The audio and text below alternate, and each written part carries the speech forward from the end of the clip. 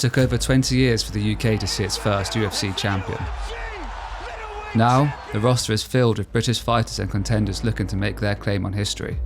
Tom Aspinall is the latest fighter rising to the top, claiming the interim heavyweight title and moving one step closer to the highly coveted position as the baddest man on the planet. With an incredibly well-rounded skill set, deceptive speed and explosive power, Aspinall is on the verge of greatness. So how did we get here? How did Tom Aspinall rise to the top of the world's premier mixed martial arts promotion? Well, this is the story of Tom Aspinall.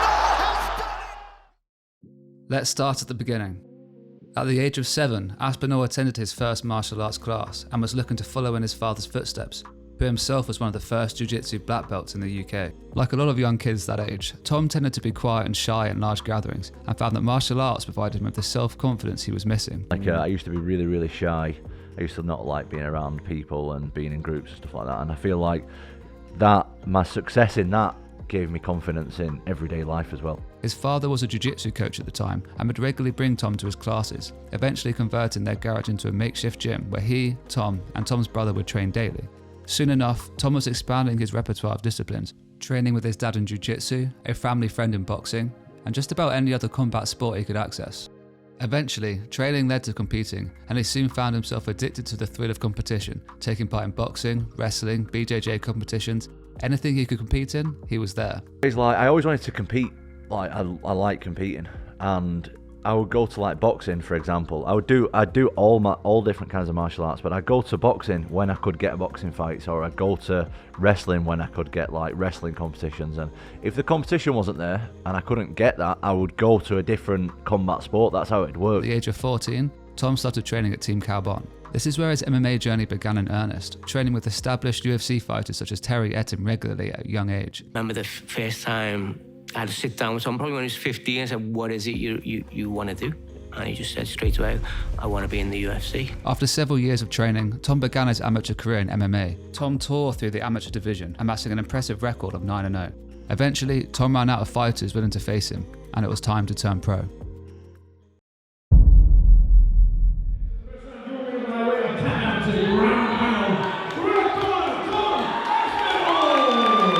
Making his professional debut at the age of 21, Tom got off to a flying start, amassing a 3-0 record with 3 first-round finishes, winning his third fight in just 9 seconds. Right here, he spins underneath for a heel hook. That looks tight. Carbon team known very well for their heel hook abilities.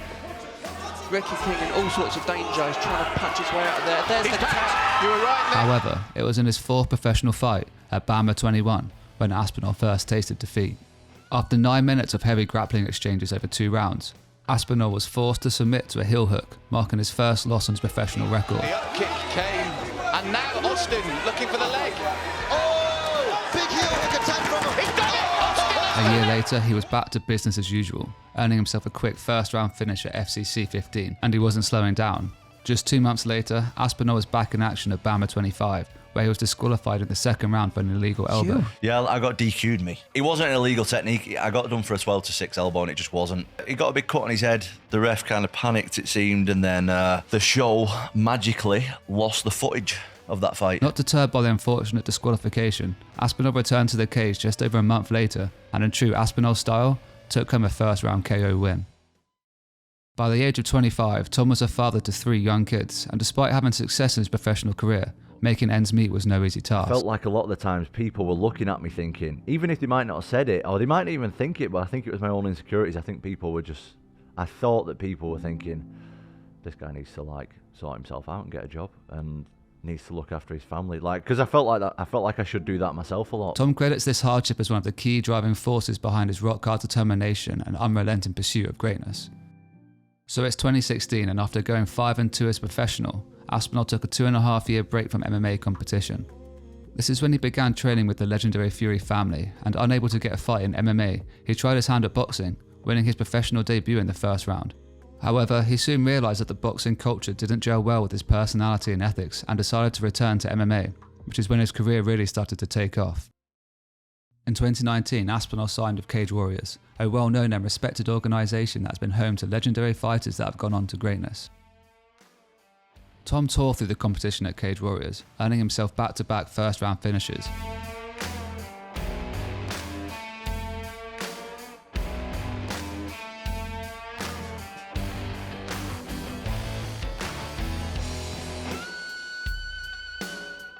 And finally, after decades of training, years of blood, sweat and tears, it was time for the big show. It was time for the UFC.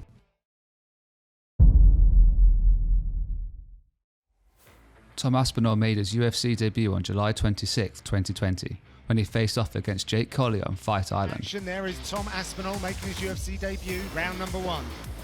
He moves like a welterweight. Not only finding straight. Oh! What a finish! That's it! Wow! Knockout for Tom Aspinall in his debut! 3 months later, Tom was touching back down on Fight Island, where he defeated Alan Baldon by TKO 1 minute and 30 seconds into the first round. He's got a Brazilian Jiu-Jitsu black belt.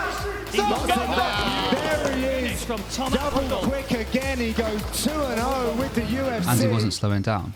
On the 20th of February 2021, Aspinall submitted the former heavyweight champion Andrei Arlovski in the second round, taking home his second performance of the night bonus. There it is, look at that, it's over. Lets it go right under the chin. A tap quickly for Arlovski.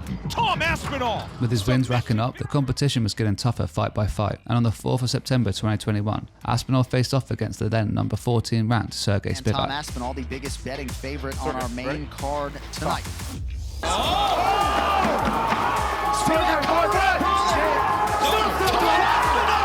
As game as ever, Aspinall's speed and agility proved too much for Spivak, earning yet another performance of the night bonus. Now, just 4 fights into his UFC career, it was time for Aspinall to headline UFC Fight Night London in front of a home crowd. His opponent? Former Bellator heavyweight champion and veteran of the game, number 6 ranked Alexander Volkov. With the pressure on, in front of a sold-out O2 Arena, Aspinall put on a show for the fans. Well, here it is, ladies and gentlemen, the main event of the evening, and it got kind of hostile in here. Unbelievable head movement by Aspinall. This is trouble. Straight arm lock attempt here from Aspinall. He's done it! Displaying slick head movement and a well-rounded game, Aspinall submitted Volkov via armbar in the first round, earning himself his 3rd straight performance of the night bonus. With his star power growing and getting ever closer to the top of the division, Aspinall seemed unstoppable. However, on the 23rd of July 2022, he faced his biggest setback yet. Headlining his second event in London, Aspinall faced the then number 4 ranked Curtis Blades. It's been a record-breaking run to 5 wins for Tom Aspinall. And just 15 seconds into the first round, Aspinall tore his MCL. A serious injury that not only caused his first loss in the UFC, but would take a year of rehabilitation to recover from. I had a couple of months of being depressed and fat, and then got over myself a little bit and tried to get back on the horse of being the UFC heavyweight champion of the world, and I'm well on my way to being there. Almost 1 year to the day following his knee injury, Aspinall returned to action for his 3rd main event on home turf, facing the number 10 ranked Marcin Tybura. Here we go, folks. Main event time from London's O2 Arena. The return of Tom Aspinall. One thing we know about Tom Aspinall, he's very quick for a heavyweight. Oh, nice elbow. And it was soon apparent that Aspinall was back to his old ways.